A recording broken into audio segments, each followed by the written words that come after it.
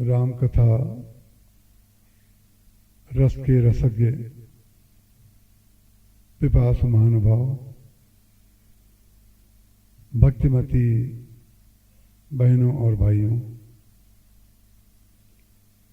ठाकुर जी के विशेष कृपा पात्र भक्त और हमारे गुरुदेव परम पूज्यपाद श्री राम किंकर जी महाराज की कृपा पात्र और विश्वास पात्र और स्नेह पात्र परम सम्माननीय आदरणीय श्री बसंत कुमार जी बिरला, जिनको हम लोग प्रेम से उनको बाबू कहते हैं, और सम्माननीय आदरणीय मातुश्री सरला जी बिरला, आप लोगों का आगमन अपने आप में एक बहुत बड़ी घटना है और बहुत बड़ा उदाहरण है। आप लोगों को मैं ये बता दूं, माँ जी कथा में जब आती हैं तो आती हैं, आप लोगों को दिखाई देता है, लेकिन दिन में कम से कम 4 बार वो इस बात की चर्चा करती हैं कि शाम को हम लोग कथा में चलेंगे। दिन भर, इसका तात्पर्य क्या हुआ, दिन भर उनका चित्त जो है कथा में ही रहता है, शाम को कथा में चलेंगे। उसके पश्चात स्वास्थ्य जैसा बने, परिस्थिति जैसे बने, वैसा करना पड़ता है, लेकिन वो घर में रहती हैं तो कथा में रहती हैं, कथा में रहती हैं तो घर में रहती हैं, वो कथा में ही रहती हैं। और मेरा तो मानना ये है, वे लोग कथा में आकर के एक मार्ग बना रहे हैं, एक पगडंडी बना रहे हैं। पगडंडी जो होती है खेतों में आपने देखी होगी, बीच में घास के बीच में पगडंडी बन जाती है, तो जहां बार बार लोग चलते हैं उस जगह पर घास कट जाती है और पगडंडी बन जाती है। तो आप लोग वो हैं जिस यात्रा में चलते हैं वहां पर मार्ग बनाते चलते हैं। जिस दिशा में आप चलेंगे, मेरा विश्वास है कि हजारों हजार लोग जो हैं उसी मार्ग पर केवल इसलिए चलेंगे कि आप लोग चले थे। ये मेरा विश्वास है। मैं आप लोगों को एक महापुरुष के रूप में देखता हूं, और मेरी अतिशयोक्ति नहीं है, ध्यान रखिएगा। जब किसी का शरीर पूरा हो जाता है, उसके पश्चात जो है लोग उसकी स्तुति करते हैं, उसके बारे में बड़ी बड़ी बातें कहते हैं। उस समय उनको कहने में संकोच नहीं होता है, लेकिन ध्यान रखिएगा, सही प्रशंसा वो होती है जो व्यक्ति के सामने ही की जाए। जब उसका जीवन प्रत्यक्ष हमारे सामने उदाहरण है तो हमें पीछे कहने की क्या आवश्यकता क्या है, हम तो प्रत्यक्ष कहते हैं। और हमारे महाराज श्री भी, एक बार पिलानी की बात है, पिलानी में महाराज श्री का प्रवचन था, तो महाराज श्री बड़े संकोची थे। महाराज श्री ने बिन्नी जी से कहा, माँ जी से कहा कि आप मेरे प्रत्येक वर्ष के प्रवचन की पुस्तक निकलवाती हैं। कई बार ऐसा भी हो सकता है कि प्रवचन में कहते कहते वक्ता के मुख से कभी कभी पुनरुक्ति भी हो जाती है। कोई प्रसंग पिछले साल भी कहा गया, इस साल भी कहा गया, तो पुस्तकों में इस प्रकार से छपे, ये तो उचित नहीं होगा। माँ जी एक बार रुकी, रुकने के पश्चात उन्होंने कैसा दिव्य उत्तर दिया, वो आपको मैं सुनाना चाहता हूं। माँ जी ने तुरंत महाराज श्री से कहा कि आप अपने प्रवचनों में पुनरुक्ति की बात से बड़े चिंतित हैं, लेकिन मैं आपसे ये पूछना चाहती हूं, 18 पुराणों में, सारे पुराणों में पुनरुक्ति नहीं है तो और क्या है? सारे 18 पुराण, इसका तात्पर्य क्या हुआ मालूम है? जब 18 पुराणों का नाम लेकर के उन्होंने गिनाया, इसका तात्पर्य हुआ कि पुराण उन्होंने सुने भी हैं और पढ़े भी हैं। उन्होंने कहा वही राम कथा सारे पुराणों में, वही कृष्ण कथा सारे पुराणों में, सारे पुराणों में जब वही कथा है, इसके पश्चात भी बार बार जब वही कथा सुनने की इच्छा होती है, इसका तात्पर्य हुआ आप तो मना करते हैं और मैं तो अब संकल्प लेती हूं कि अब पुस्तकें जरूर छपेंगी। ये निर्णय, ऐसा आत्मविश्वास हमारी माँ जी का है। और मैंने ये संस्मरण आपको इसलिए सुनाया कि महाराज जी की जो प्रकाशित पुस्तकें हैं उसमें 40 से अधिक पुस्तकें जो हैं, 50 पुस्तकें करीब बिरला अकादमी ऑफ आर्ट एंड कल्चर और संगीत कला मंदिर ट्रस्ट के द्वारा प्रकाशित हैं। और मैं ये मानता हूँ कि ये प्रकाशन उनका जब तक रहेगा, जब तक महाराज श्री का नाम हमेशा चलता रहेगा। महाराज श्री को अगर आपको मिलना है तो महाराज जी के ग्रंथों में, महाराज जी की कथा में ही महाराज जी मिलते हैं। आप जरा कभी कोई पुस्तक लेकर के धीरे धीरे उसको एक एक पृष्ठ करके पढ़ें, तब आपको पता चलेगा कि कैसा सुंदर मंथन महाराज श्री ने रामचरितमानस का किया। तो आइए अब हम लोग जो हैं कथा में प्रवेश करें। भरत जी महाराज का चरित्र आपके समक्ष लिया गया है। अयोध्या कांड का प्रारंभ होता है। दशरथ जी महाराज राज सिंहासन पर बैठे हुए हैं। लोग जो हैं उनकी प्रशंसा करने लगे कि तीनों कालों में और तीनों लोकों में और तीनों भवनों में दशरथ जी के समान ना कोई हुआ ना होगा। लेकिन त्रिभुवन तीन काल जग माही भूरि भाग दशरथ सम नाही। लेकिन ध्यान रखिएगा, उनकी प्रशंसा जब हुई तो उस प्रशंसा के पश्चात दशरथ जी महाराज ने कितना अच्छा कार्य किया।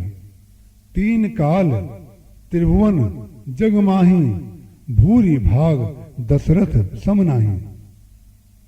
फिर क्या कहा गया? लोगों ने प्रशंसा जब की, अभी तक दशरथ जी महाराज की जो प्रशंसा होती थी वो दशरथ जी महाराज की प्रशंसा अकेली होती थी। लेकिन आज जो दशरथ जी की प्रशंसा हो रही है तो नागरिकों ने कहा मंगल मूल राम सुत जासु। क्यों आपकी प्रशंसा हम इतनी कर रहे हैं? क्योंकि आपके पुत्र श्री राम की तरह हैं। मंगल मूल राम सुत जासु, जो कुछ कहिए थोर सब तासु। जिनके लिए जो भी कहा जाए वो थोड़ा है। मंगल मूल राम सुत जासु। ये जब प्रशंसा सुनी दशरथ जी महाराज ने तो कृपा करके आप लोग भी ध्यान से सुने। जब आपकी प्रशंसा जब लोग करें तब प्रशंसा करने वाले तो प्रशंसा करेंगे, लेकिन प्रशंसा सुनने वाले को क्या करना चाहिए? प्रशंसा सुनने वाले को वही कार्य करना चाहिए जो दशरथ जी महाराज ने किया। दशरथ जी महाराज ने राज्यसभा में बैठे हुए, राज्यसभा जुड़ी हुई है, सिंहासन दशरथ जी का लगा हुआ है, और दशरथ जी महाराज ने क्या किया? बोले राय सुभाए मुकुर कर लीना। दशरथ जी महाराज ने उसी समय शीशा मंगवाया। बोले जरा शीशा लाना। संसार के इतिहास में आपने कहीं नहीं सुना होगा कि कोई राजा सिंहासन पर बैठ करके शीशा देखे। शीशा लोग एकांत में देखते हैं, अपने कमरे में देखते हैं, लेकिन सिंहासन पर शीशा देख रहे हैं। का तात्पर्य क्या हुआ? जब लोग प्रशंसा करें तो प्रशंसा का तात्पर्य होता है दूसरे की आंख से अपने को देखना, और शीशे का तात्पर्य होता है अपनी आंख से अपने को देखना। जब दूसरे लोग आपकी प्रशंसा करते हैं तो प्रशंसा बाएं दाएं वाले। जब नारद जी को भगवान ने बंदर की आकृति दे दी थी, सब शंकर जी के दो रुद्रगण जो थे उनके बाएं और दाएं बैठे हुए थे, और बार बार उनसे कह रहे थे वाह वाह वाह वाह, क्या आपका मुख है, क्या सुंदर मुख है, कि दीन हरि सुंदरताई। भगवान ने क्या सुंदर मुख तुमको दिया है। रीझिए राजकुंवर पद देखी, इन्हें बरी हरि आन बिसेखी। आपको तो साक्षात भगवान मान करके जो विश्व मोहिनी जब आएगी तो गले में जयमाला आपके ही डालेगी। जब बाएं दाएं वालों ने प्रशंसा की तब नारद जी से एक गलती हो गई, जो गलती दशरथ जी ने नहीं की। आपने रामचरितमानस को यदि ध्यान से, महाराज श्री हमारे कहते थे 5 दोहे का पाठ रोज करना चाहिए। महापुरुष लोग जो हैं कैसे बोलते, ये नहीं कहते थे मास प्राण रोज करो, नवाब प्राण रोज करो, नहीं नहीं, बोले 5 दोहे का पाठ प्रत्येक साधक को नित्य प्रति करना चाहिए, कोई कठिन काम नहीं है। और 5 दोहे का पाठ करने के बाद उसका अर्थ भी पढ़ना चाहिए, और अर्थ पढ़ने के पश्चात जो अर्थ समझ में आया हो उतना अर्थ, चाहे 1 लाइन हो चाहे 2 लाइन हो, उसको डायरी में नोट कर लेना चाहिए। महाराज जी इस तरह से सिखाते थे। महाराज जी कहते थे 5 दोहे का पाठ करो, फिर उसका अर्थ पढ़ो, और जो अर्थ समझ में आया हो उसको डायरी में संक्षेप में लिख लो। तो आपने जिन लोगों ने रामायण को ध्यान से पढ़ा होगा और इसी क्रम का पालन किया होगा कि कभी कभी नोट भी किया होगा, तो आप देखेंगे रामचरितमानस में अयोध्या में शीशे का वर्णन है, लेकिन लंका में शीशा है ऐसा रामचरितमानस में कहीं नहीं लिखा है। उसका कारण क्या है? लंका वाले जो हैं वो शीशा देखते नहीं है, शीशा दिखाते हैं। जो व्यक्ति दूसरे को शीशा दिखाए समझ लीजिए वो लंका का निवासी है, और जो व्यक्ति स्वयं शीशा देखे समझ लीजिए अयोध्या का निवासी है। शीशे से बढ़ करके कोई अच्छी वस्तु नहीं, और शीशे से बढ़ करके कोई झगड़ा कराने वाली वस्तु भी नहीं।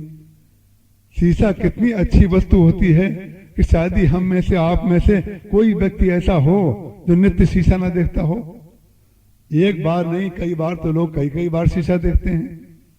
लेकिन विचित्र बात है, शीशा इतनी प्रिय वस्तु है कि आप लोग जो है नित्य उसको देखते हैं, लेकिन वही शीशा आप देखते हैं तो आपको बहुत अच्छा लगता है। लेकिन वही शीशा अगर दूसरा व्यक्ति आपके सामने ले जाकर दिखा दे, जरा अपना मुंह शीशे में देख लीजिए, तब लड़ाई हुए बगैर, झगड़ा हुए बगैर नहीं रहेगा। तब दोनों आसपास वाले जो शंकर जी के गण थे वो नारद जी से क्या कहते हैं? बोले निज मुख मुकुरु बेलो को हो जाई, जब विश्व मोहिनी आई। देखिए पहले कर रहे थे प्रशंसा, कितनी ध्यान देने की बात है। रामचरितमानस याद करने की बात उतनी नहीं है जितनी समझने की बात है। सारी चौपाइयां भी अगर याद हो जाएं, लेकिन उसका सूत्र, उसका रहस्य, उसका मर्म यदि समझ में नहीं आया तो क्या तात्पर्य हुआ? पहले रुद्रगण क्या कह रहे थे? रीझिए राज कुंवर छवि देखी, इन्हीं हरिये हरि जान बिसेखी। वाह वाह वाह, क्या सुंदरता भगवान ने आपको दी है। अब जब विश्व मोहिनी आएगी तो सबसे पहले जो है भगवान का विशेष रूप मान करके आपके गले में जयमाला डालेगी। और नारद जी महाराज फूल सुन करके फूल के कुप्पा हो रहे हैं। वाह वाह वाह, फूल के कुप्पा क्यों हो रहे थे? कि जब हमारे बाएं वाले भी प्रशंसा कर रहे हैं और दाएं वाले भी प्रशंसा कर रहे हैं तो जरूर हमारे अंदर ये विशेषता होगी। तो ध्यान रखिएगा, जब बाएं दाएं वाले प्रशंसा करें तो बीच वाले को शीशा जरूर देखना चाहिए कि प्रशंसा क्यों कर रहे हैं।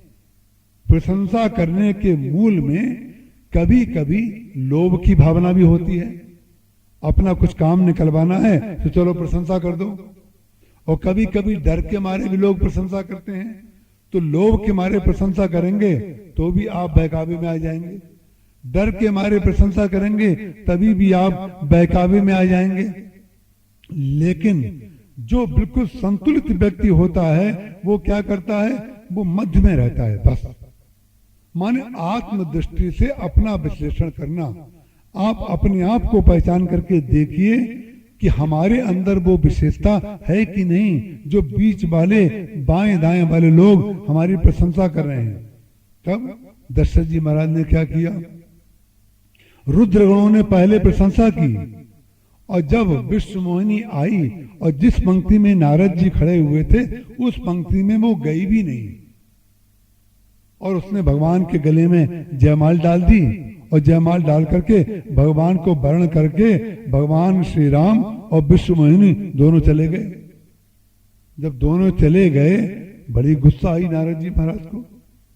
नारद जी को बड़ी गुस्सा आई, और जिस समय गुस्सा आई उसके पश्चात जो है अब वही रुद्रगण पहले कर रहे थे प्रशंसा, और अब क्या कह रहे हैं? बोले निज मुख मुकुर बिलोको जाई, जरा अपना मुंह जाकर के शीशे में तो देखिए ध्यान रखिएगा, जो आपको एकांत में शीशा दिखाए वो तो आपका शुभचिंतक है, और जो आपका मुख सार्वजनिक कर दे वो आपका शुभचिंतक नहीं है। ध्यान रखिएगा। कई बार लोग कह देते हैं कि आपने ये बात हमें पहले क्यों नहीं बताई। बताई तो पहले भी नहीं, बताई बाद में भी नहीं, क्योंकि संकोची व्यक्ति जो होता है उसको लगता है किसी की बात कहने की कोई आवश्यकता नहीं है। मान लीजिए हम कोई बात आपको सूचना दें और आप हमसे प्रमाण मांगने लगे कि आप प्रमाण बताइए, आपके पास क्या प्रमाण है, और हमारे पास कोई प्रमाण नहीं है। सुनी सुनाई बात के आधार पर हम किसी की आलोचना अगर आपसे कर दें तो हमारे सामने ऐसी स्थिति आ सकती है, ना हम आपके रहेंगे ना उस व्यक्ति के रहेंगे। इसलिए व्यक्ति जो होता है किसी न किसी परिस्थिति में उसको क्या चाहिए, संतुलित रहे व्यक्ति। नारद जी महाराज जो हैं, कहा उन्होंने मुंह देखा, उन्होंने सरोवर में जाकर के मुंह देखा। जब सरोवर में पानी हिल रहा था उस समय देखा, एक तो वैसे बंदर की आकृति, ऊपर से सरोवर का पानी जब हिल रहा था तो और ज्यादा विकृत रूप दिखाई पड़ा। भगवान के ऊपर गुस्सा आ गई, भगवान के ऊपर। उन्होंने कहा अच्छा, इन्होंने मेरी ये स्थिति कर दी, दहियों साप कि मरिहों जाई, जगत मोर उपहास कराई। मैं या तो उनको श्राप दे दूंगा या जाकर के आत्महत्या कर लूंगा। उन्होंने मेरी ऐसे संसार में उपहास कराया। लेकिन आपको पता होगा, आपने जिन्होंने रामायण पढ़ी होगी, भगवान ने जो बंदर की आकृति नारद जी की बनाई थी वो दूसरे लोगों को दिखाई नहीं दे रही थी। विचित्र बात है, दूसरे लोग नारद जी को उसी रूप में नारद जी मान करके प्रणाम कर रहे थे। इसीलिए उनको भ्रम भी हो गया था। केवल 3 लोगों को आकृति दिखाई दी। एक तो शंकर जी के रुद्रगण, तो वो तो उनके साथ में ही चले थे। आप लोगों ने कथा सुनी होगी कि नारद जी महाराज जो हैं, बड़ी भारी तपस्या करने के पश्चात जब काम उनके ऊपर प्रहार करने के लिए आया और काम का कोई उनके ऊपर प्रभाव नहीं पड़ा तो काम उनकी प्रशंसा करके चला गया। उसके बाद कामदेव के पश्चात अपनी कहानी सुनाने के लिए भगवान शंकर के पास नारद जी चले गए। नारद जी ने मना किया कि जिम ये कथा सुनायो मोही, तिम जन हरि सुनायो कबहू। आपने जैसी कथा मुझे सुनाई है वैसी जाकर के आप भगवान को मत सुनाइएगा। लेकिन भगवान शंकर को सुनाने के पश्चात भी, समझाने के पश्चात भी नारद जी महाराज भगवान के पास भी चले गए और अंत में जाकर के भगवान ने ये मान लिया कि मेरे भक्त के अंदर अहंकार का वृक्ष पनप गया है और मैं इसको उखाड़े बगैर छोड़ूंगा नहीं। तो भगवान ने अपने भक्त के अंदर अहंकार ना आए। नारद जी के अंदर ये बात आ गई थी, ओ हो संसार, भगवान हमारे शंकर जी जो हैं वो तो ऐसे हैं जिन्होंने कामदेव को जला दिया था, लेकिन मेरे अंदर देखिए कैसा वैशिष्ट्य है कि मेरे द्वारा कामदेव के ऊपर क्रोध भी नहीं किया गया और मैंने कामदेव को क्षमा कर दिया और कैसी प्रशंसा करके मैं गया, कामदेव मेरी गया। वो प्रशंसा का वृक्ष जो है, उर अंकुरऊ गर्भ तनु भारी, तुरस्त में दारियों उपारी। भगवान शंकर जो है नारद जी की दशा देख करके ये समझ गए, अरे हमारे भक्त के अंदर अहंकार आ गया है। जब भगवान अपने भक्त के अंदर अहंकार आता हुआ देखते हैं तब उसके अहंकार को उखाड़ डालते हैं।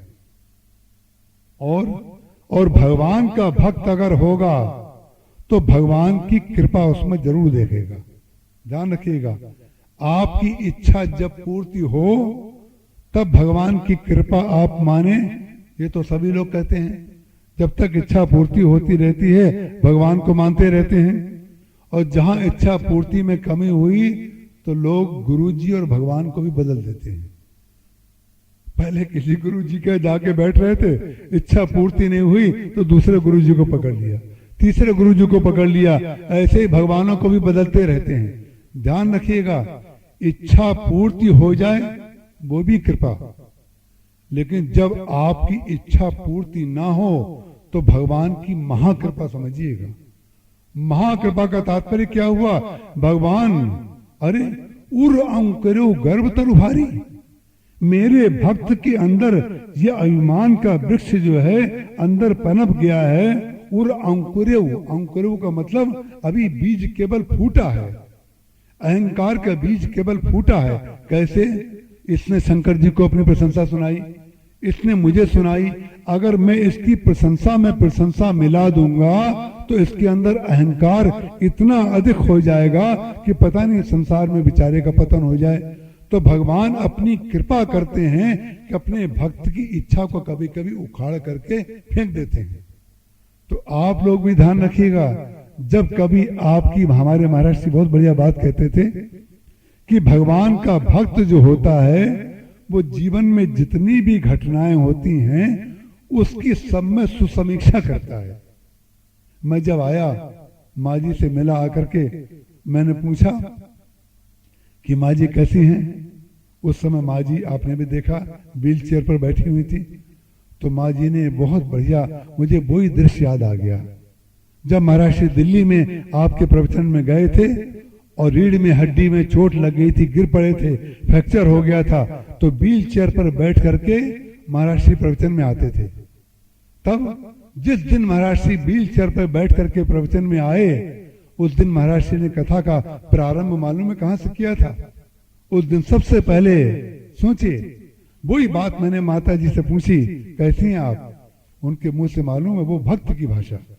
उन्होंने यही कहा, जो प्रभु कर रहे हैं वो बहुत अच्छा कर रहे हैं, भगवान की कृपा है। जो प्रभु कर रहे हैं वो बहुत अच्छा कर रहे हैं। वही बात हमारे महाराज जी ने कथा में पहले दिन कही।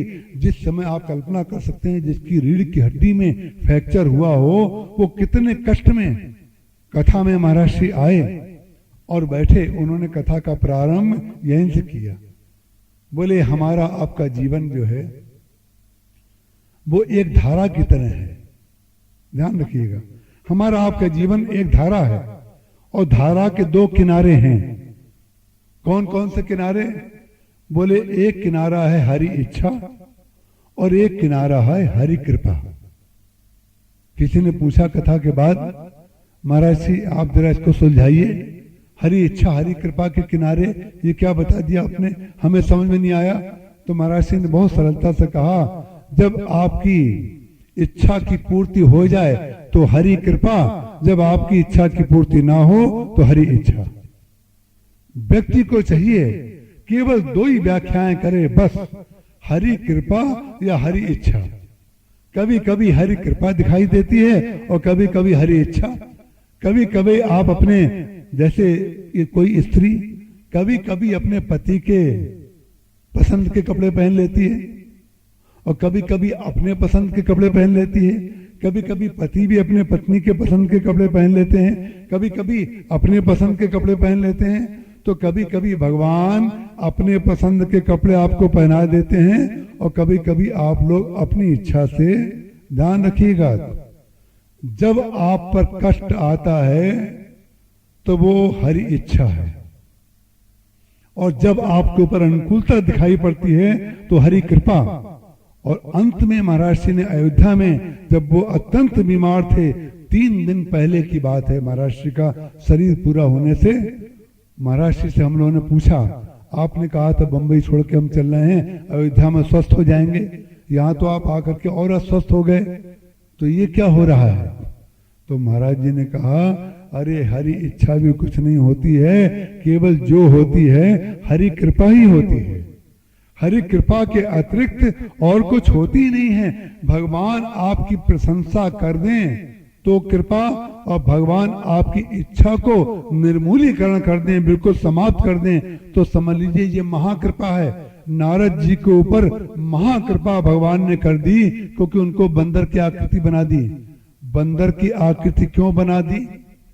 बोले, आज मैं अगर इसको सुंदर बना दूंगा तो जिंदगी भरे बंदर बना नाचता रहेगा विश्व मोहिनी के पीछे, और आज मैं इसको अगर बंदर बना दूंगा तो जीवन भर सुंदर बना घूमता रहेगा, मेरे यश का गान करता रहेगा। भगवान ने एक बार बंदर बनाया और केवल रुद्रगण जानते थे, और विश्व मोहिनी को केवल बंदर रूप में दिखाई दिए। वो तो केवल भगवान की लीला मात्र थी, भगवान की लीला। भगवान का भक्त जो होता है वो अपने जीवन में प्रत्येक घटना की सुसमीक्षा करता है। सुसमीक्षा का तात्पर्य जो हो रहा है वो अच्छा हो रहा है, जो हो रहा है वो प्रभु की कृपा के अतिरिक्त और कुछ हो ही नहीं सकता। आज दशरथ जी महाराज भी जो हैं, क्या किया उन्होंने, जब अगल बगल वाले उनकी प्रशंसा करने लगे तो राय सुभाए मुकुर कर लीना। उन्होंने देखा, शीशा मंगवाया, राय सुभाए मुकुर कर लीना, बदन बिलोक, अपने मुख को देखा कि उनके सिर के ऊपर जो मुकुट लगा हुआ था वो टेढ़ा हो गया था।